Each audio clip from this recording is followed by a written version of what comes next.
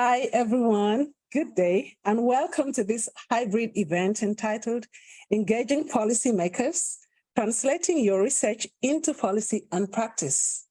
I am Dr. Isang Awa, Head of Advocacy at the Global Parenting Initiative, Department of Social Policy and Intervention, Oxford University, and I'll be your MC for today's event.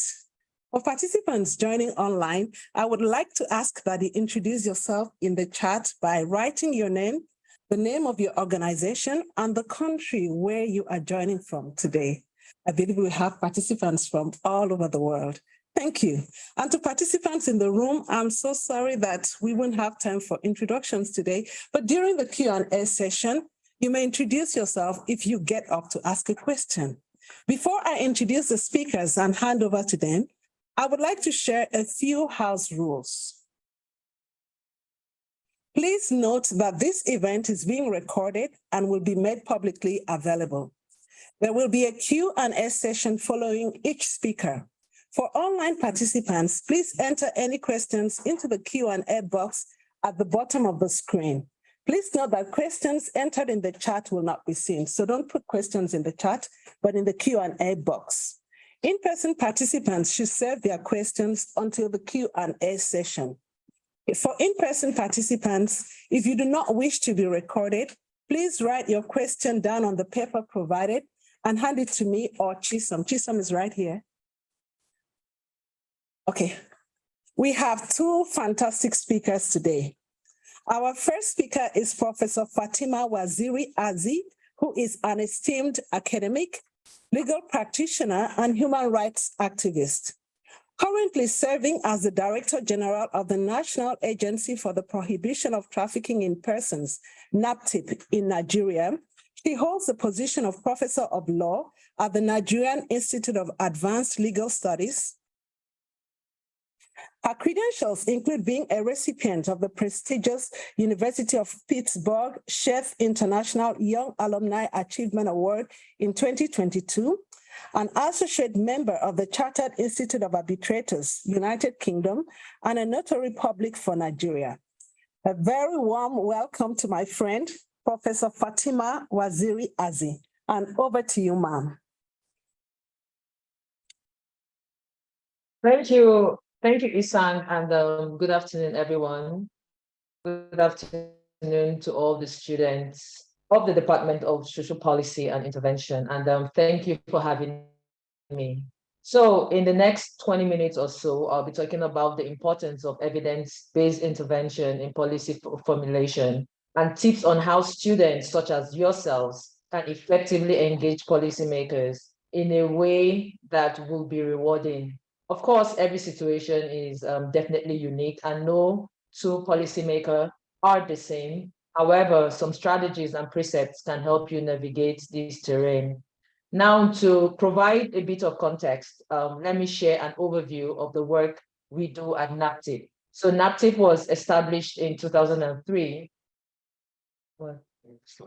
Next slide, please. So NAPTIP was established in 2003 as the foremost anti-trafficking law enforcement agency in Africa. And the NAPTIP Act mandates the agency to tackle all forms of human trafficking in Nigeria. So when we talk about all forms of human trafficking, we cover issues like forced labor, child labor, sexual exploitation, debt bondage. This is where somebody works and somebody else gets paid. Domestic servitude, which happens mostly in homes. Trafficking in persons for organ removal, buying and selling of human beings, slavery, and all slavery-like activities. Can we go to the next slide, please? Next slide, please.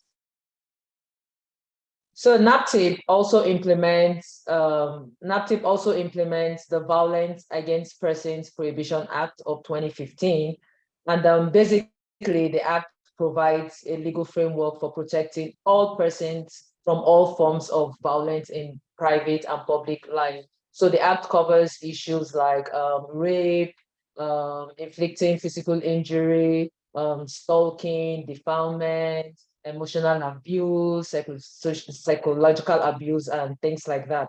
So essentially, NAPTIP is the only agency in Nigeria that has enforcement and prosecutorial powers, and as well as the mandate to protect its target beneficiaries, that is victims of human trafficking and victims of domestic and sexual violence. Now, in terms of operational structures and strategy, we have offices as at today, we currently have offices in 32 out of the 36 states in Nigeria, with the headquarters in the country's capital.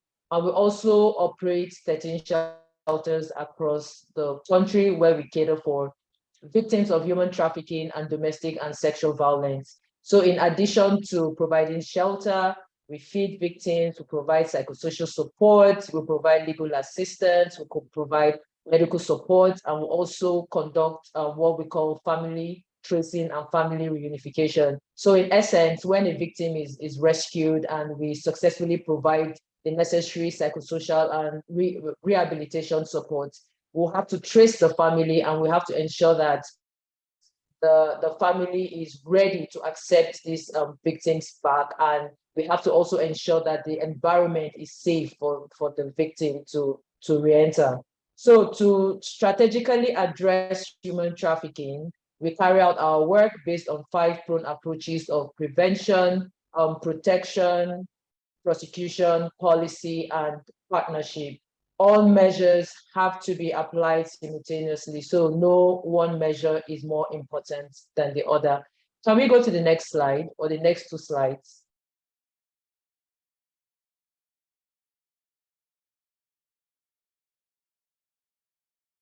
So, why is evidence-based intervention important to policymakers?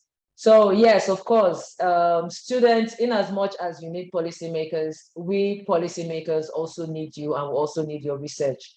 And we also recognize that for any strategy to be sustainable, policymakers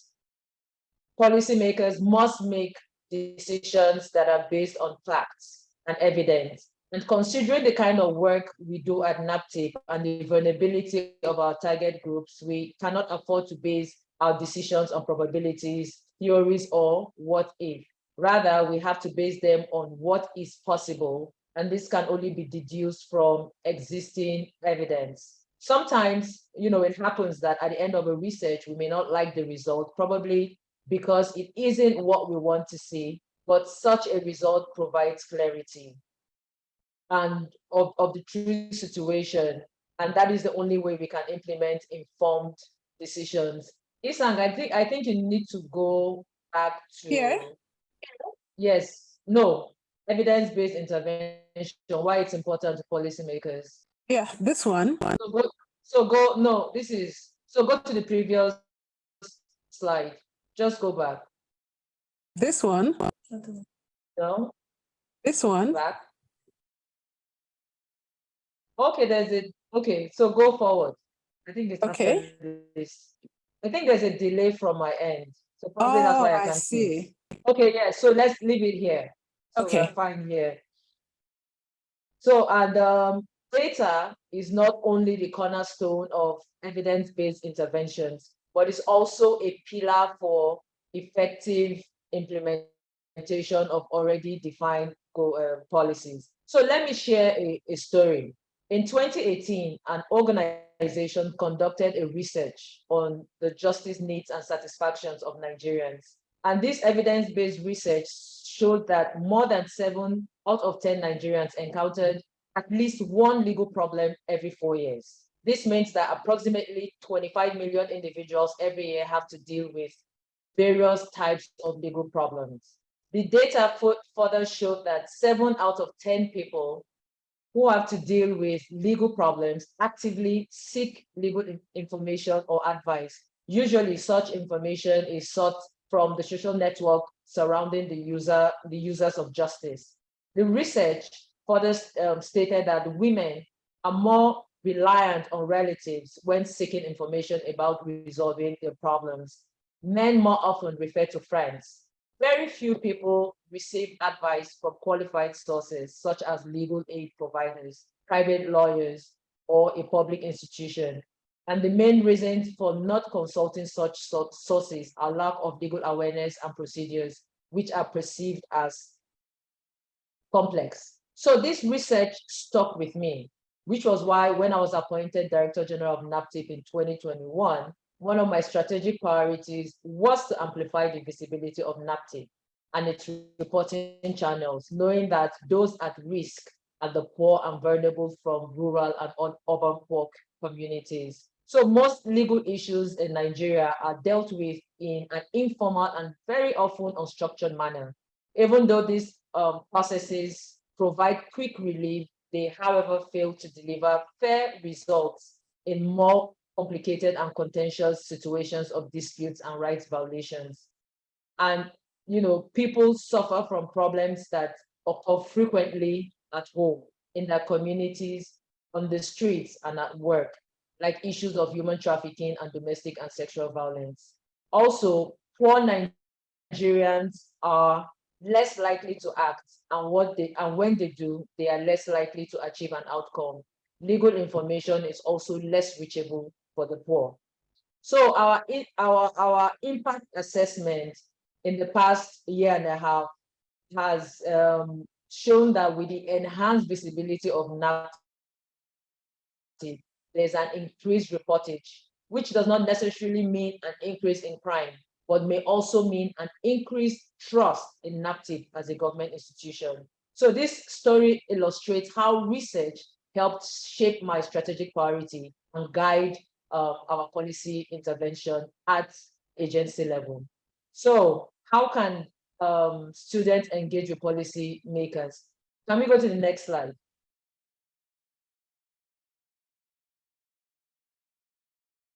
So I know there is always this skepticism about engaging policymakers.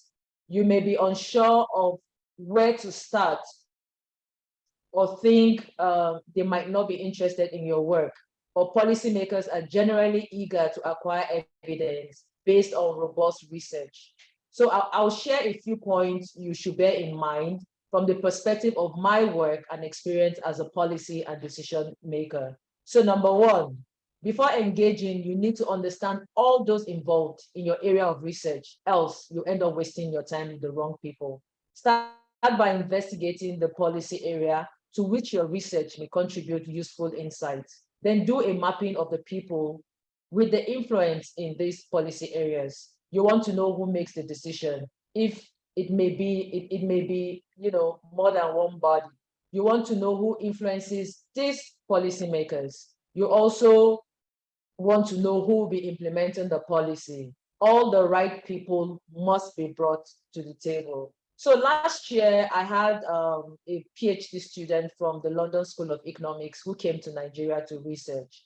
And her research keyed perfectly into an issue that I was grappling with at that time. So I worried about how having a kind of process flow system in place to enable departments and units like speak more to themselves. Because as an agency, I noticed a lack of feedback to the public. So there was an absence of a feedback mechanism. And usually we get people who write to us, report cases, and I have people who call me to say, oh, somebody reported this case to the agency and the agency hasn't done anything about it. And when I request for a feedback on that particular case, I realized that the investigators have done a lot, but then when you've done a lot on a case and you haven't given feedback to the person who reported it, it is taken that nothing has been done. So what we did was we now introduced a feedback mechanism, which was like a template. So if somebody reports, this is how you should respond. If it's a working, this is what you should do. If it's via email, this is the template you should follow. But that was just a temporary fix. The underlying problem was that departments within the agency did not collaborate. Rather, they worked in disconnected silos, and this affected the image of the agency. So Claire spent about 6 weeks or so with us, having meetings with different departments and units to understand what the challenges and opportunities were. She evaluated cases and all. And I think you're muted. Sorry.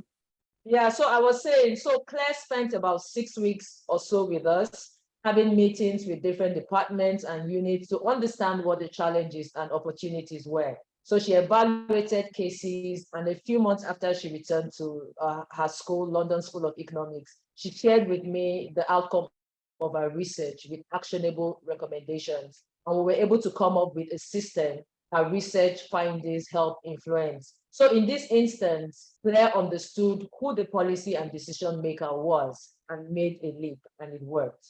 Number two, you must recognize what policymakers want. Claire understood what we needed as an agency and provided a very viable strategy based on her research and assessment.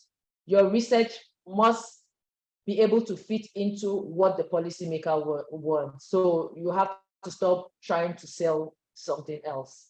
Number three, the most useful research is evidence that is actionable. So evidence that is doable, efficient, and manageable, and not abstract.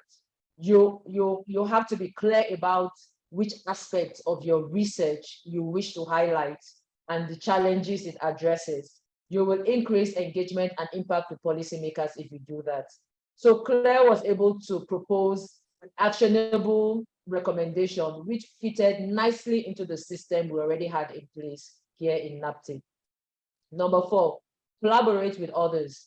Policymakers. Next slide, please. Yeah, Collaborate it may take a while. Yes, collaborate with others.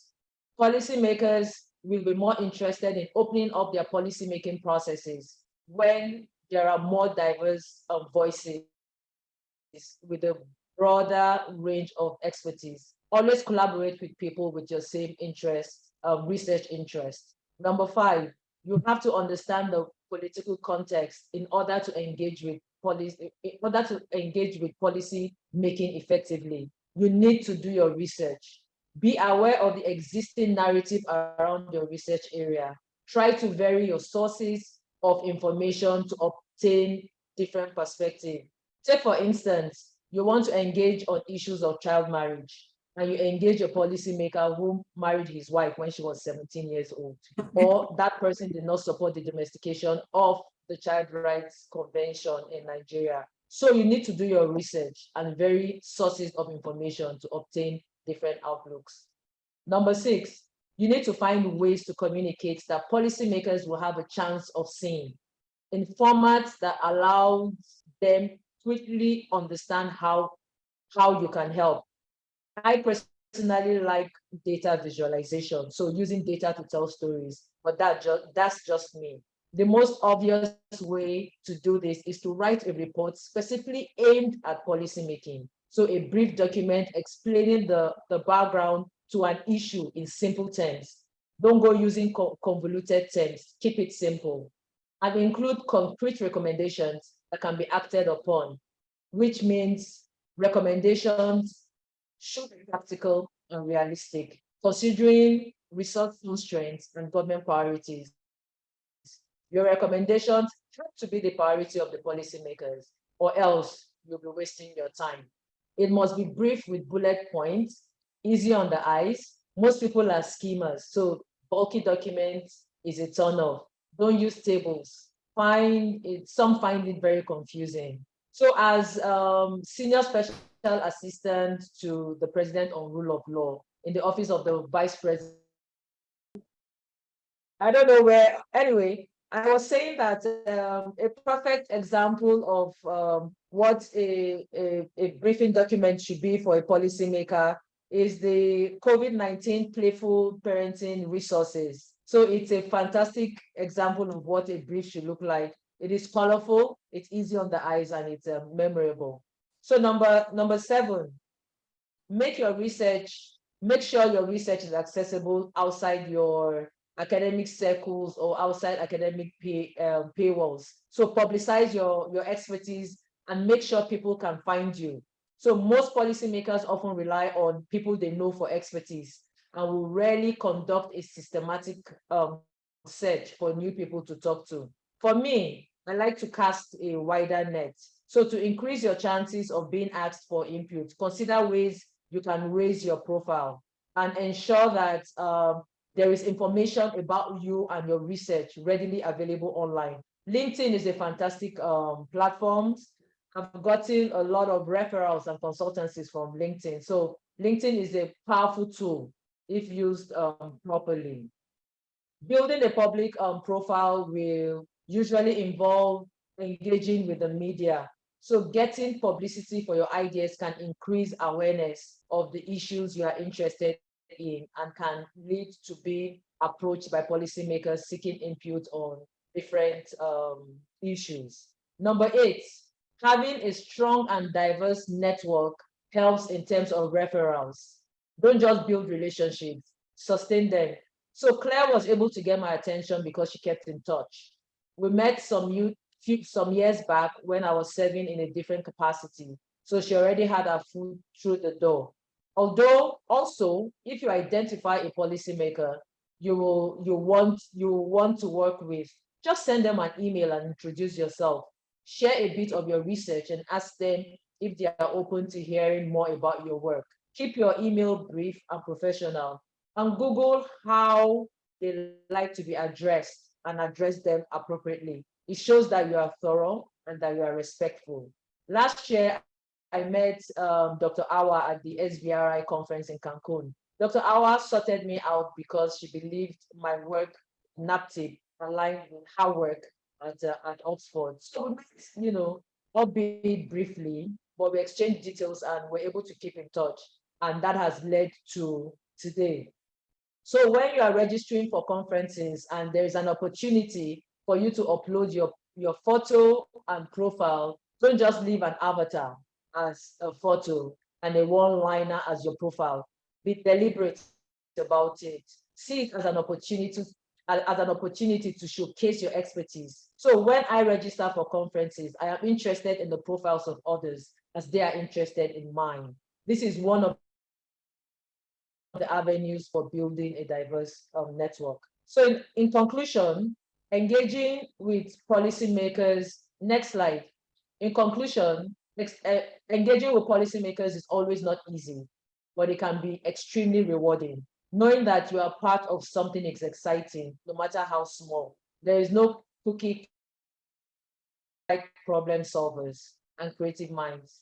Strategies must be practical, considering the local context of a particular society. What is practical in the UK may not be practical in Nigeria. Finally, strategies must be sustainable to ensure implementation long term. Thank you. Thank you. Okay, I was saying, first of all, thank you so very much for that rich and insightful presentation. So we're now going to be taking questions for Professor Waziri-Azi from the audience and online from the Q&A box. I would like to remind the audience that this session is being recorded. So if you have a question, for those who are in person here, if you have a question and you don't want to be recorded, please write it down. You can give it to Chisam, who will bring it to me. Chisam is right here. Chisam, do we have some questions from the audience? Not yet. Okay, maybe we'll start. If you're comfortable with asking a question and you have a question for those right here, yes. Lucy? First of all, thank you so much. I thought that was so clear and undeterred by the internet connection. It was fantastic. And just a hello, we've got 75 colleagues joining us online, and it's lovely to see that. My question was around whether there are specific, when we think about engaging with policymakers in Nigeria, and particularly the government colleagues in Nigeria, are there particular things that we should be keeping in mind that might be just kind of uniquely important to the country? Like I said during my presentation, no two policymaker is alike. And again, it depends on your area of research. And you also have to do your research on that policymaker. You also have to understand what the priorities are. So for instance, if your research area is around probably human trafficking and issues on domestic or sexual violence, I've made it very easy for you. if you go online, if you see my trajectory, my track record, you will see all the work I've done in this area. So identifying the particular policy maker you want to work with is also very important. And we also need to understand that policymakers are not necessarily the decision maker. So for me, I'm a policymaker, I'm a decision maker. So you can engage a policy maker who has, yes, some form of authority, but the ultimate authority is the decision maker. So we must have the ability to recognize the differences. But working with policy makers in Nigeria is just mostly interest. So if you identify someone who is interested in your work, then it's going to be a very easy sell. But selling something to somebody who has no interest in what you are doing, you won't make any headway. So I think those are just very important cues you should know about policymakers in Nigeria. Thank you. I just want to mention that actually participants, both in person and I believe online, are not just students, but researchers as well. So the question came from Professor Lucy Kruger. Oh. Yes, who has done a lot of work and policy work. and is I was focusing more on the students.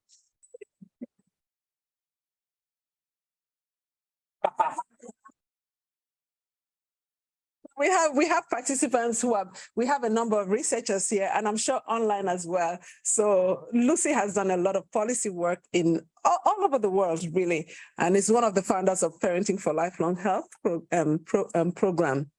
Do we have other questions, please, for participants online?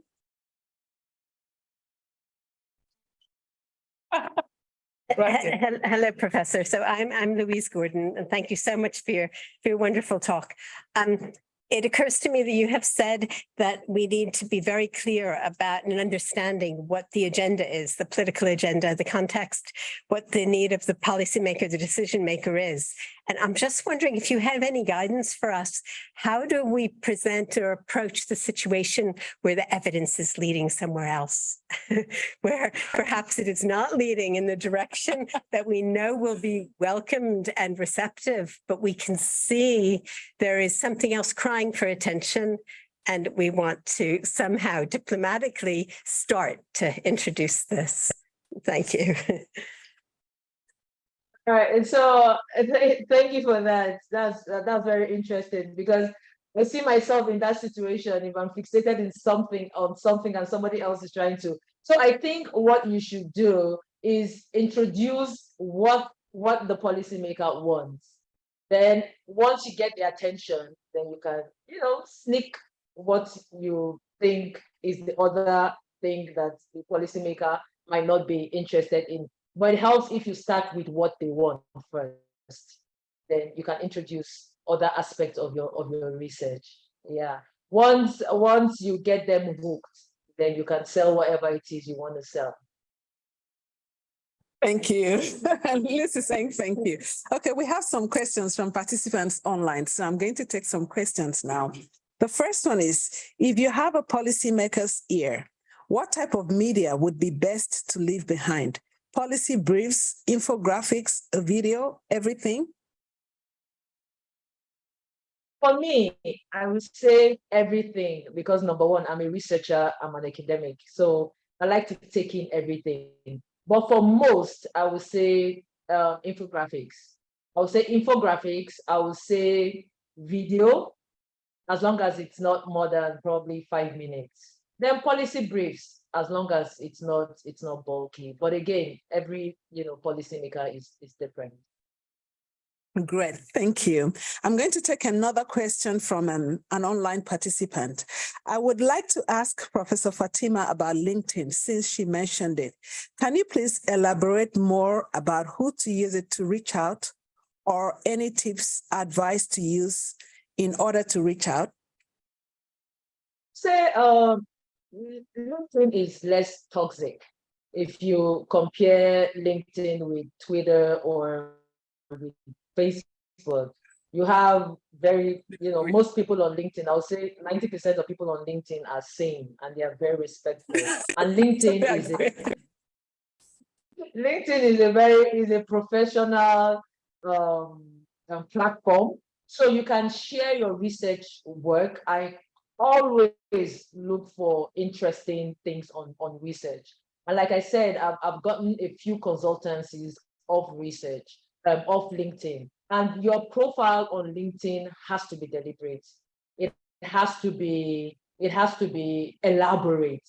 So if you have research areas, you put it on LinkedIn. Because for instance, if I want to research someone working in the area of human trafficking, I'll search research human trafficking, or I'll put in policymaker human trafficking. So it brings up everyone with that particular keyword. So I think research is really good, because people go to LinkedIn, or LinkedIn rather is really good because people go there to look for researchers and expertise and people with experience. So I think that was what I would advise. Thank you. I'll still take another question from an online participant. And this, it says, thank you for the presentation, very insightful. From your presentation, one of the things to bear in mind when engaging a policymaker is to bear in mind the issue of context. How can one balance the issue of fact, evidence from the cultural sensitivity issues, especially in a country like Nigeria? Okay, let me give you an example. Dr. Awa, you remember the roundtable that we had on the possibility of Nigeria having a national policy on parenting, right? Yes. And you remember the conversation that we had where I said that we have to be very careful about framing, because yes, once absolutely. people hear national policy, they'll be like, oh, these Oxford people want to come and start regulating our homes. They want to come and start telling us how to care for our kids. So, we have to be very careful about, the framing of these things because of cultural coloration. For instance, child labor in Nigeria. One of the reasons child labor festers, not just in Nigeria, but in the African region, is because it is culturally acceptable for a person of influence to go into their community and assist other people who are less influential. So once there's a successful person in the family, it is taking that one successful person will help 100 other people to be successful. So people go into villages and take other people's children, bring them to the city, and use them as domestic staff. Servants. So in as much as, like I tell my officers here in NAPTIP, you cannot legalize illegality. So we know that, okay, this person procured this child as a domestic servant and put this child in school, and it's probably giving this child a better life than the parents would even give in the next 1,000 years. It doesn't take away from the fact that that single act itself, taking an underage child and using them as a domestic staff, is a crime. So in terms of not just Nigeria, we have to be mindful of the diversity of the country, and we have to know how to manage this diversity. I think that's the what I can say about that. Thank you. And I have another question here, but before, I just want to see, is there anyone in the room who has a question? I think we can only take one or at most two more. Any other question from a participant in the room? Okay, so, sure, Yvonne, you want to come over here? Or have you written down? Clarifying that I'm asking the question as a student. So we know that research takes time, and also changing policy takes time. And to get that political will to have policy embedded also takes time. So how can we make sure, how can I make sure my research can sustain the time it takes to do the research for policy to change, and also with changing political governments that decision makers, rather, that put in place the policy into practice. Thanks. Okay, you asked, I think I'm able to unpack probably 2 or 3 different questions in that. You talked about, what's it called?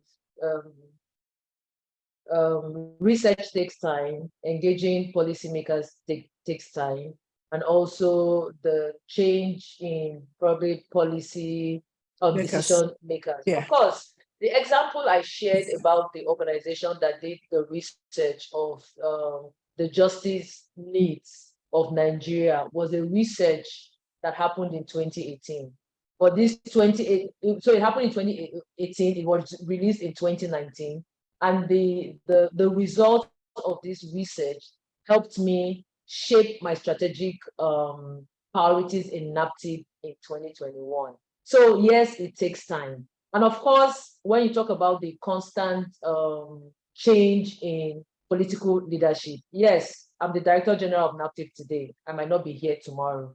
The best way to institutionalize processes is to work not with the policymaker or the decision maker, or work with the institution itself, because policymakers can phase away, decision makers can phase away, but the institution itself still remains, which is why everything we do in NAPTIP is targeted at institutionalizing the process. So yes, Dr. Awa, we have the initial conversation with me as the Director General to get in my buy-in, but the entire process will be supported by NAPTIP as an institution. So I think it's also very important for researchers that in as much as you target a particular policymaker or you target a particular decision maker, you should also think about the institution itself, because if the decision maker who buys into your vision is not there tomorrow, what happens? But if the entire institution is taken away, you ensure that institutionality of your work. Thank you. Thank you. I don't know if we can still take one more question. So the question I had here from the online participant is very similar to Yvonne's question. So I'm going to leave it because it was about sustaining engagement of policymakers when there is a change in change of persons from position. So it's been answered. And just before I let Professor Fatima off, I just want to ask again, any other question from anyone? I think we can still take one more question. I can take 2. I can take 2 more questions. Fantastic. Thank you so much. Any other question? Chisholm, any question? Anyone in the room with a question? Oh, I think, what does it mean? You want to share that with me? A question just popped into the chat. Can I read that? Okay. So engage. What does it mean when Dr. Fatima says engage the system? So what I mean is you work with the institution. Yes, you've identified the policymaker. You want who you know who you want to engage with as a decision maker. Say for instance, you have probably maybe research around health, rather than okay, you've identified Dr. John, who will help drive the process. But the entire Ministry of Health has to be involved. So if there's a particular decision, division or department that works in that area, that department has to be involved. So that if tomorrow Dr. John, who is so enthusiastic about your work, is not there tomorrow, process continues because the process has been institutionalized. That was what I meant. So institutionalization of process. Fantastic. One last quick question. Anybody before I let her go? So I see there's no question in here, and I think we're doing well for time. So I just want to say one more time to Professor Fatima Waziri-Azi, thank you so much for that wonderful presentation and for all the questions and responses. We're really happy that you could join us today. And unfortunately, she has to leave. She won't be able to stay on. But if you have questions, maybe much later, you can reach out to her. I think on the slide, there's her contact there. You can get through to us. She has another engagement, and so she'll have to leave now. Thank you so much once again. Thank you for having me. It was fantastic. Thank you. Thank you. It was a pleasure. And at this time, we need to move on. So we'll move on to our second speaker, Dr. John Ovuoraye. Dr. Ovuoraye is the director and head of the Gender, Adolescent, School Health and Elderly, that's GASHE, division within the Department of Family Health at the Federal Ministry of Health, Nigeria. With expertise as a consultant family physician, he previously held the position of head of the newborn branch within the Child Health Division of the Federal Ministry of Health from 2015 to 2021. And also I just want to add that Dr. Ovuoraye has been my external partner in the execution of the Oxford Policy Engagement Network Fellowship, which allowed me to do policy work in Nigeria. So welcome, sir, and please take it away. Let me get back to the slides. Also to be part of this particular program. Been on ground now for almost 2 days and seen the beautiful sights and sounds of Oxford, and I'm quite grateful to Professor Lucy. And I have the Global Parenting Initiative, University of Oxford, and the Department of Social Policy and Intervention, the management and staff, the students, and the researchers that are gathered here, the scholars that are gathered here. I'm extremely grateful to be on ground. The topic we have is translating your research into policy and practice. And my co-speaker have already mentioned some of the things that I have on this slide, so I will skip that one. But I will do my best to make sure I make it as practicable as possible when it comes to actually the Global Parenting Initiative, to introduce that particular one into our policy in Nigeria. So this is the outline, and I'll be speaking to the sessions that she did not address so that there will be no repetition. So why research evidence in policy making? Very, very important. And these are some of the things, even at the World Health Organization level. The WHO has indicated that better use of research evidence in deployment of policy making can save lives through more effective policies that respond to scientific and technological advances, use resources more efficiently, and better meet citizens' needs. That's the focus, because I'm speaking from the health perspective. I work with the Federal Ministry of Health, Nigeria. If you are poor, and actually you need more evidence before you invest rather than if you are rich. Dr. Hudson, that is a quote from him. This has led to the terminology evidence-informed policymaking, so that things will be better managed. In evidence-informed policymaking, there is a shift away from opinion-based policies and practices to a more rigorous, rational approach that gather, critically appraises, and uses high-quality research evidence to inform policymaking, professional practice, and systems operation. She did mention things about systems the other time. So when we come to policy-making processes, it's very, very complex because of the following. Some of the challenges that you may encounter when we are into this. She made mention of them, but these are some of the others. The roles of actors who influence policy change must be taken note of. That must be noted fully at different levels, because the actors are not at one particular level. They could be from the individual level, the organizational level, the national to global, and their own personal interest all come to play for you to be able to carry them along. B, the influence of power relation institutions, that is the rules, the laws, the norms, and customs that shape human behavior must be taken into cognizance, because there were some questions around that when she presented. And so this addresses some of those questions. And ideas when you come to the arguments and evidences over system operations and policy change within them. So you must build all this together. There are some of the things you have it at the background as perspective when you are going into this policy, trying to get policy or research into policy. Global political economic issues is very important when it comes to that. It also seeks to understand the forces influencing why and how policies are initiated, developed, or formulated, negotiated, communicated, implemented, and evaluated. This is very, very key. Policy fundamentals. What are some of the fundamentals that we need to know about it? Policies are decisions that inform present and future decisions. So these are some of the fundamentals. Policy and planning begins with a solid evidence-informed policy dialogue. Dialogue is key. You can't have it all alone. And that is some of the things we did in this particular one that brought us to where we are now. There was so much dialogue from the beginning, and the dialogue is still ongoing. At the highest level, ideally, a robust policy dialogue leads to key policy decisions. When it is very robust, the decisions are key, with the buy-in and ownership of a wide range of stakeholders. So you must carry everybody as much as possible along for it to be sustained, because somebody asked a question about sustainability the other time. The evidence is synthesized by the policy researcher or policy analyst and presented as a policy brief.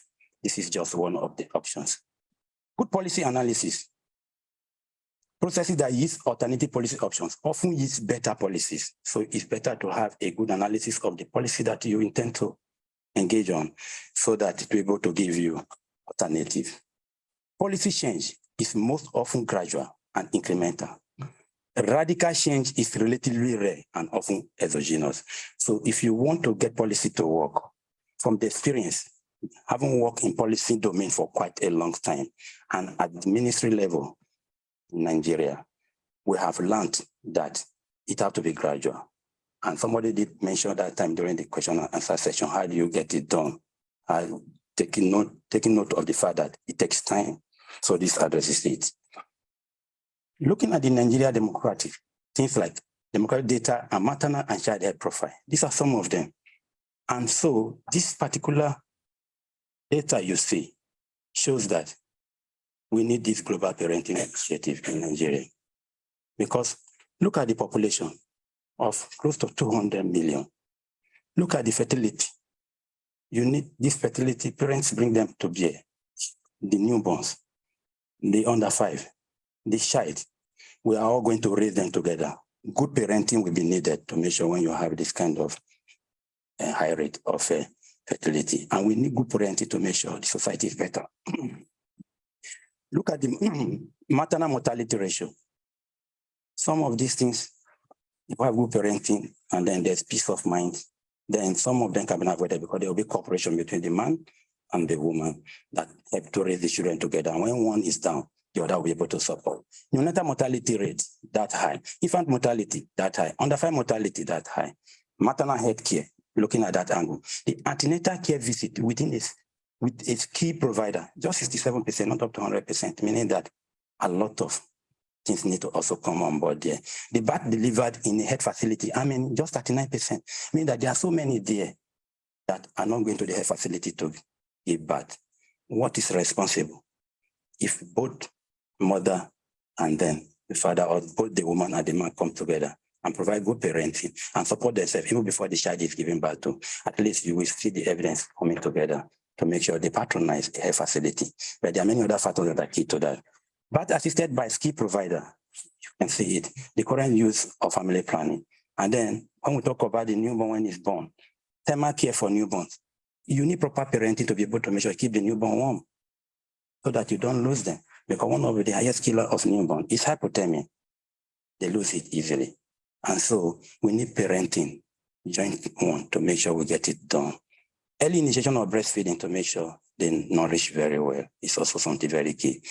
Coming to immunization to fight against infections that can be prevented. Parenting will also be very key, and you can see the figures there. Children under 5 who are stunted to make sure they feed well so that we avoid it. Nutritional related, we also need co-parenting to make sure at least they do that very well. And exclusive breastfeeding, we have mentioned that before.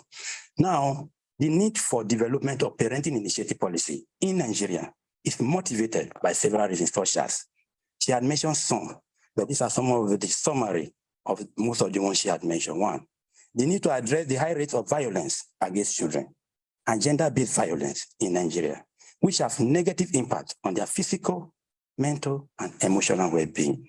So we need that to be done.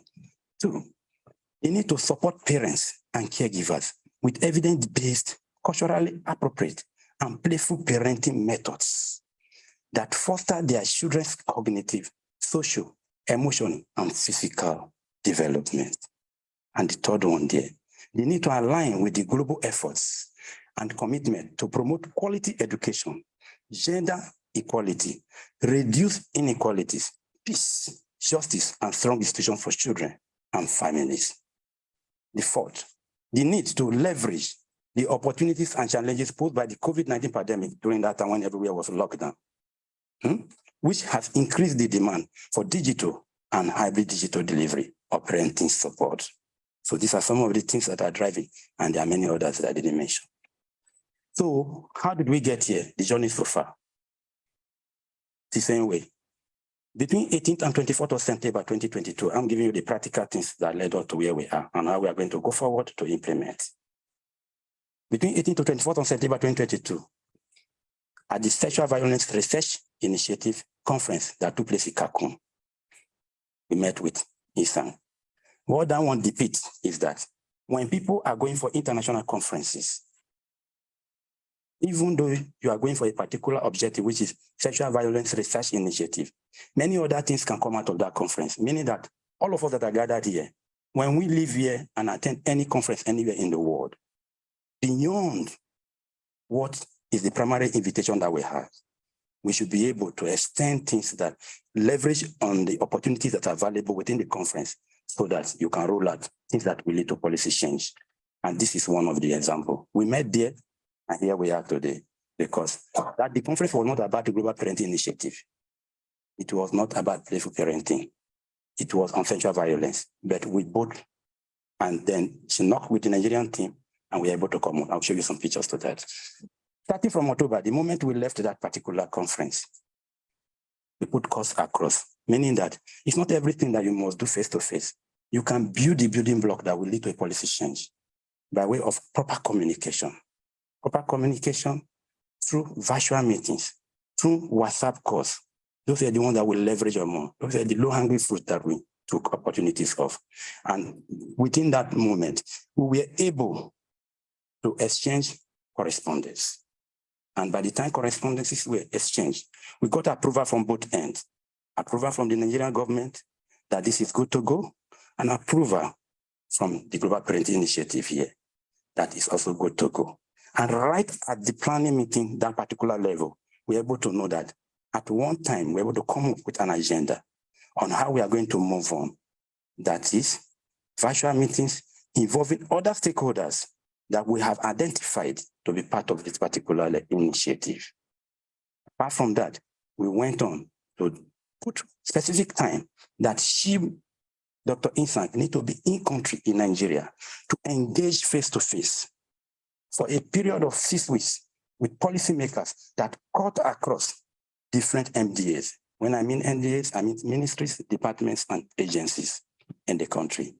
And we're able to identify those that are in policy-making position that will be able, at least, to provide solutions and answers and suggestions on how we go. We did that and we mapped it very well. That took place, and eventually, we all gathered the way we are gathered here today in Nigeria to make sure we give presentation, and not only that, to carry everybody's thumb on and to also charge everyone on how we move forward. 22nd March, up to 17th, she was in Nigeria, and on the 17th precisely was when we had a meeting at the Peniel apartment, a meeting which is actually attended by high and heavyweight policymakers, including Professor Fatima that just spoke. She was also at that meeting. And Professor Lucy was also virtually, she joined, and she gave us an opening remark. Thank you, ma'am, for participating in that meeting. Challenges and opportunities related to the use of research findings. Systematic consideration of research findings. Huge challenge, because there are different researches that are there. There are different systems that each of them need to meet, which are the ones that are relevant. Professor Fatima did mention the other time, which ones are relevant to the system where you are, the operational system, the kind of things that you wanted to address. So you need to pull those kind of things together. Establishment of functional framework for dialogue or collaboration between researchers and policymakers. You can't get a proper research into policy without a functional framework for dialogue. The dialogue is there, and in this case, so much dialogue that started through WhatsApp, virtual, and eventually face-to-face. And the dialogue and the discussion continue because we are still bringing in more stakeholders into the fold, and therefore we continue the advocacy and the dialogue. Capacity of the different actors, you need to take it into cognizance. Policymakers, they are there. Their own capacity is different. Researchers are there. Their capacities are different. National program managers are there. Program managers, they have their own interest and capacity. Technical and financial partners are there. So you need to also take note of that. Like in the stakeholders meeting we had in Abuja, we pull all this class of people together. The financial partners are the UN agencies, the WHO, UNDP, UNESCO, they were all there. And right there in that meeting, when I was moderating, we were able to say, this program must hold, and we are going to look for your support financially and technically. And many of them did make a commitment statement that day. So going forward, it means that we've been able to continue to engage, and the engagement continue, not a one-off thing when it comes to policy, to be able to get their buy-in, be able to get them to release, because there are many other processes underneath to get the financial partners to buy in properly. It must meet the operational goals, and it must be relevant and necessary to one of those things that they normally have vote or budget line for. Fully integrating evidence into daily practice and using it effectively as an approach to effectiveness and efficiency at the country level. This is another angle, because once it gets in, then how do we use it? How do you get the people to follow and get it done? How is it done? That means that there's a lot of stakeholders meeting and awareness creation that normally follow. And in country, we have already in country some structures that we can leverage on. And this structure, globally also, there are structures that are actually promoting kind of parenting, like the International Day of Families, created to create recognition for that. I'm a family physician by profession. And so it's created to create a kind of awareness, bonding within families, and then so that we don't lose the value of family. Multinational companies such as the Nestle, within that show that some multinational companies are already having policies that helps to ease the parenting issues within their establishment. And Nestle is one of them, and the facts are there. In country Nigeria, what do we have on ground? We have structures on ground in country Nigeria that we can leverage on to make sure this particular global parenting initiative, or when it comes to policy, can work. But for in Nigeria, there's what we call Nigeria Institute of Policy and Strategy Studies in JOS. Why did the government create that particular institute? And who are the people that goes to that particular institute? You will find out that because we knew that decision makers hardly knows probably how to integrate policies or research into policies. So they created that particular Nigerian Institute of Policy and Strategy Studies, whereby all shades of people, top management, decision makers in country, whether you are in the armed forces, whether you are a civil servant like me, whether you are in the academic arena, you can, one or two will just be posted there each year. And then when you are there, you pick a topic of your choice to research directly. And then because you're already a policymaker, you are now picking a topic of your choice to research on, with the whole idea that you will know that it is important to involve in researches that will be specific to the need that can turn things around in the system. Researches that will address problems that are already identified within the system. So you pick them. And so it's easier for them because they're already policymakers now. They are in an institute of policy and strategy studies, and they are doing research themselves. They want to make sure that research does not die. And so that is also a structure that we have in country. Then going forward, I also took time to look at the public service rule, the current one, 2021, that we have in Nigeria. And I found out that government have done so much to put things that will make life easy for parents when it comes to raising their children. One, if you look at the chapter 9 of that particular document in Nigeria, you will find out that virtual meetings have been defined in that particular place with a guide. Chapter 9, the 0205, participating in meetings from home. They have already made room that in case one is involved in taking care of kids at home, you can actually work from home by participating virtually in meetings. If you look at chapter 10, performance of duties of pregnant female. Why? Because they pay so much importance to this for a baby to. So when a lady is pregnant, no female public servant shall be required to resign her appointment or retire by reason of pregnancy alone. But if her condition interferes with efficient performance of her duty, she may, at the discretion of management, be given what? Lighter duties. This is already on ground. That shows that we have things on ground, each other, they are scattered here and there, that we can put together into one single policy when it comes. 2, postponement of disciplinary proceedings against female staff on maternity leave.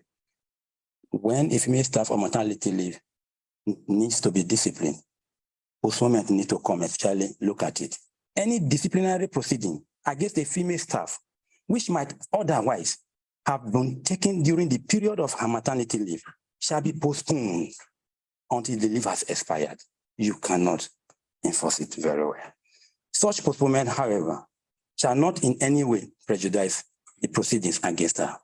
Looking at maternity leave, initially they used to give just about 3 months. They extended it to 4 months, all to make more room for this. Looking at the second one, maternity leave duration, you can see how we have given that. Special leave of absence, including adoption. Let me go to this last one here. 2 here, where a female officer adopts a child under 4 months old, the officer shall enjoy 84 working days paternity leave. So you can see, so including adoption, there's room for it already on ground. Then we come to this special leave of absence to joint spouse is also made for. Now, what are the evidence of terms of good practice we have in country? Evidence-based approach to implementation like the one we are doing. Commitment of Nigeria at highest level in implementation of the project. We are committed. And that's why you can see Professor Waziri, myself, and others who came up from the country. Full involvement and active participation of national stakeholders. That was done. And we are still in it together. So look at some of the pictures that shows where we are and the process. Engagement of policymakers. You can see the first one there shows Isang when she arrived in Nigeria. And you can see her with us there, some of the policymakers.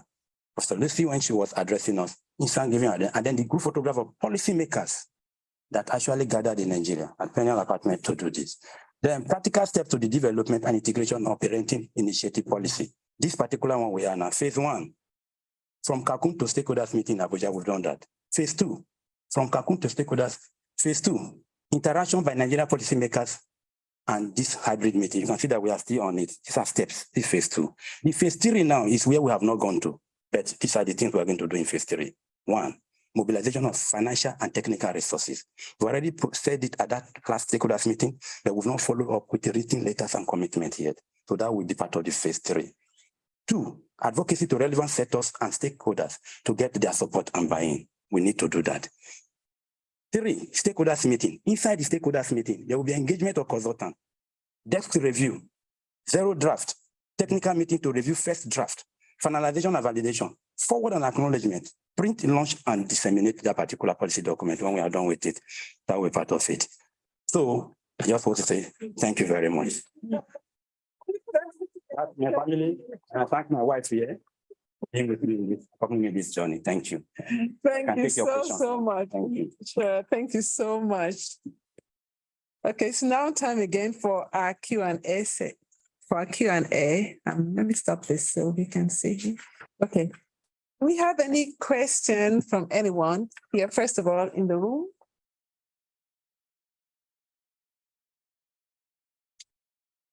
Any question?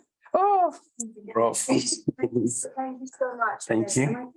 To me, what was so valuable and interesting about this talk, Hiram, it's Lucy Cooper, was that you actually talked us through the process what happens, you know, and I think often it's a bit of a black box, you know, what actually happens in that kind of step-by-step process.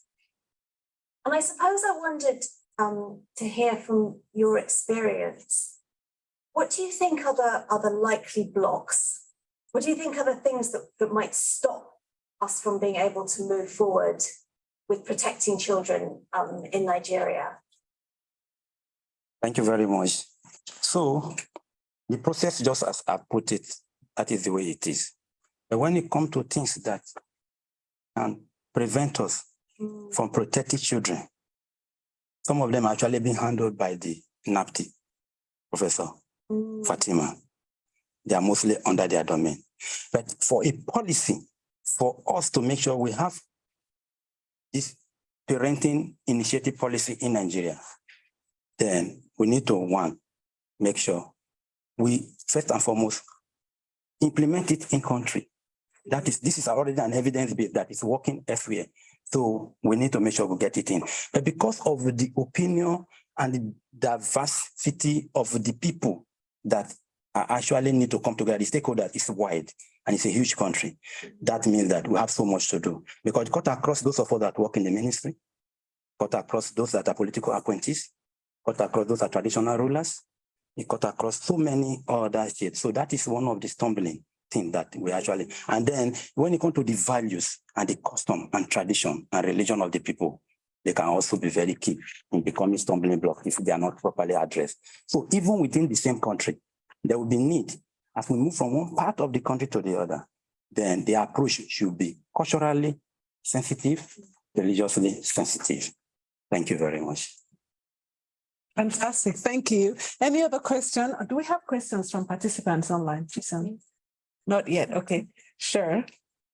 Hello, thank you for that. My name is Charlotte Evans. I'm actually a military doctor, so I feel as though I might be a slightly strange person to be here, but I'm interested in, so you've talked about some of the cultural and potential sort of blockers to advancing the initiative. How important has data been in terms of influencing people and helping people to understand the value of what you're intending to do? So how have you been able to use that to help you achieve what you're achieving? Thank you very much. So because of the culture and the religion of the people and the educational level also have it in mind. So data is key. But when you have your data, the manner and the way of communicating it to the understanding of who you are dealing with is key. So during your involvement, for instance, if I happen to be in the northern part of Nigeria, a rural area where men are not allowed to enter the inner room, then it means that I must find everything possible to make sure I engage that part in order to communicate properly, get the husband, get his approval, get the woman out, and then be able to talk to both of them on the data that we need to move on and getting them to a place where we can adjust all of them. In some cultures too, you find out that like in part of the north, you find out that some religion may say the young boy can be out of school while the girl is with them at home. So that kind of thing, if you want to change that norm, that they must collectively make sure this child should not be left to roam around in the street. This child should be with us so that we make sure we care for them. It's something that the gradual information, sensitizing them, awareness, and getting them to buy in will be very key. Then the data will become relevant. If not, just gathering data and then not getting it across to the right people will not make any change for us. Thank you. Thank you. I have a question here I'm going to read, but before then, we would like to take some photos, and we have Elle here from the Oxford Policy Engagement Network. But we just want to say, first of all, so I think maybe in the next 5 to 10 minutes, but if you wouldn't like to be shown in the photos, please let Chisom or let us know. So before she starts taking photos, so we will know how to avoid taking photos with those who do not wish. And but if no one objects to it, please, if you object to, so we would like to share it also on social media. So if you object to any of that, please let us know so we do not include you in the photos. Thank you. And with that, I'm going to take a question from an online participant. Can you please elaborate on engaging transnational companies and the obstacles they may posit in relation to depleting the country's resources and implementing harmful policies? What can third world countries do in the face of their powerful intrusions? Thank you. Thank you very much. No. Thank you very much. Thank you very much. We have at the Federal Ministry of Health level, let me say at the ministry level, I've been in policy for quite some time. And we've had different stakeholders. And one of the way is engagement to be able to get them to do what you want. But one thing that have actually been a challenge to us is international partners coming in with their own agenda, and they want to make sure the agenda is implemented. But so some of them may end up saying, by way of changing your policy, saying, this is the state I want to work. Meanwhile, from the national perspective, you will have want them to start from state B. So such things are some of the challenges we normally come when it comes to TA or resource, kind of either in resource or in mankind or in anything from some international partners. But then as a country and as Africa, because I'm also working closely with another team, which have to do the GSI, that wrote one of our publications on global using the human design concept to find out that the TA they bring have some carrot underneath. And so we are doing everything to make sure we change it by way of saying you must align with the country policy and adapt. So when you have a partner or a company that already has an agenda of what they want to do, then it means that there will be repetitive engagement and then standing on your ground, trying to weigh all options so that both the government and the company can strike a common balance. One thing that is actually a challenge to the company is that from their global office, they must have designed that this project is actually going to be so and so. So the funds allocated were meant for that particular section.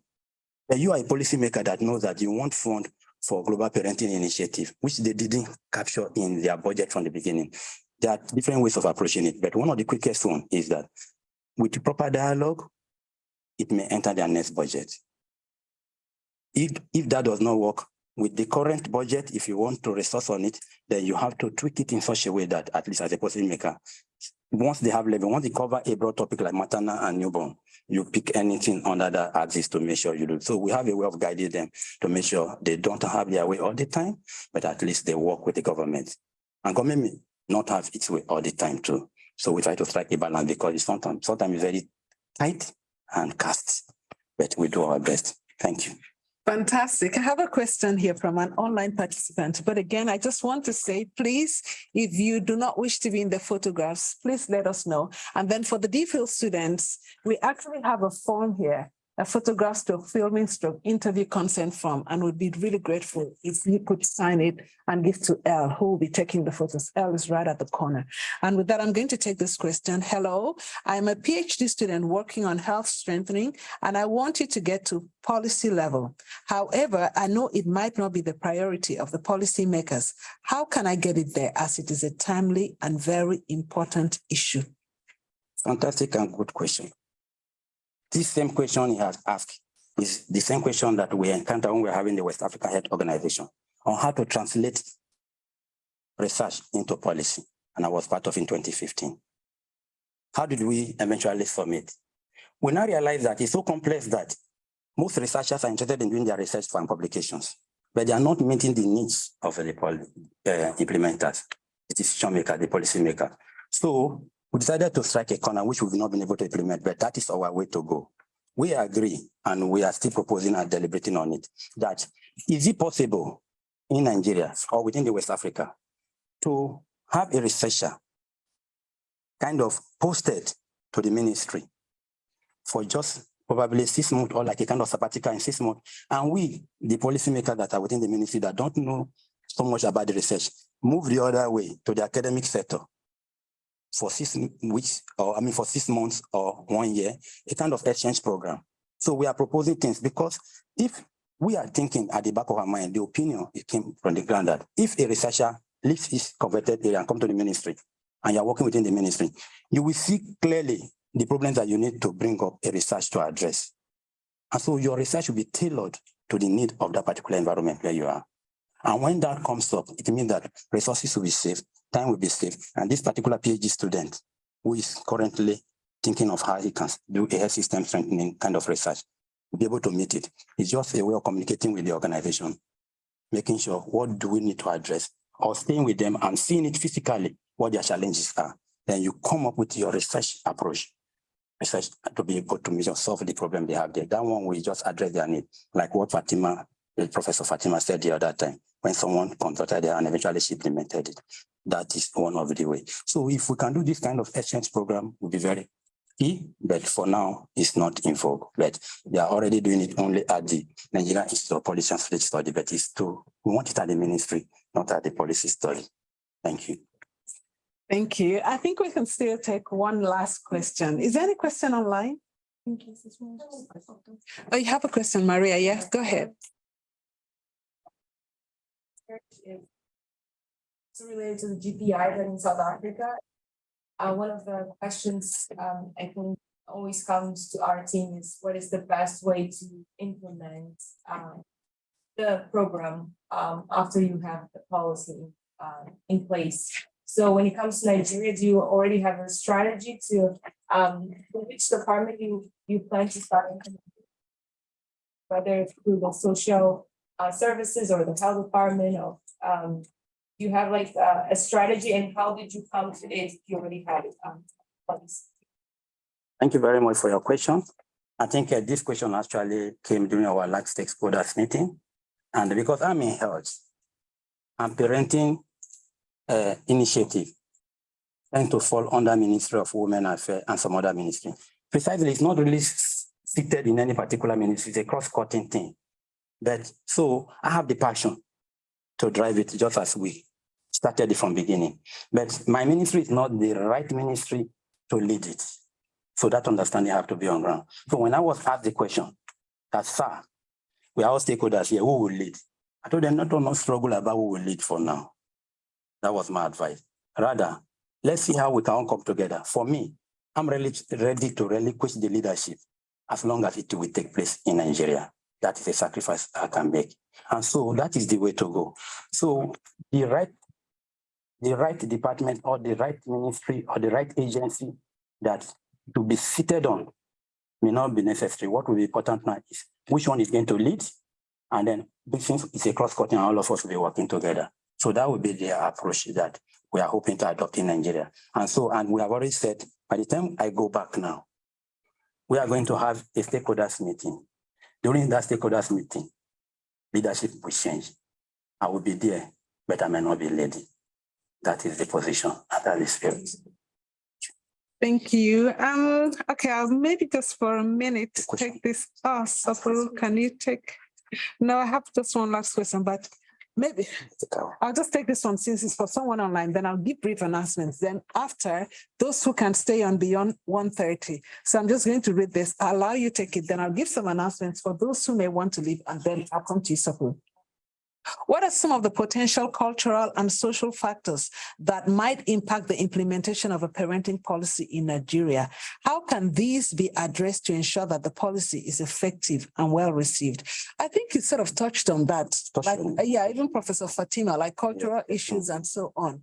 Maybe something you can take again after, but right now, because we have just 2 minutes left, I'm going to take a few announcements, and then for those who can stay on, you're welcome to. And first of all, I want to say that this event was supported by the Oxford Policy Engagement Network, also known as OPEN. So thank you so much to the OPEN team and the fellowship. I also want to thank all the fabulous people who worked so hard to organize this event, particularly the following colleagues: Annie Opla, Chisom Aina, Lani Fukara, Catherine Davila, Simon Elo, Sheriff Akil, Elia Lux, Daisy Malabar, and Georgia Broom. Thank you also to Professor Lucy Clover, Associate Professor Jamie Lackman, and DPI colleagues for their support. And thank you to all of you attending the people in the room and everyone online, thank you so, so much. I hope it was worth it for everybody. A recording of this session will be uploaded to YouTube in the next week or so. Remember to check out our website at www.globalparenting.org, where you can sign up for our newsletter to keep updated on our future events.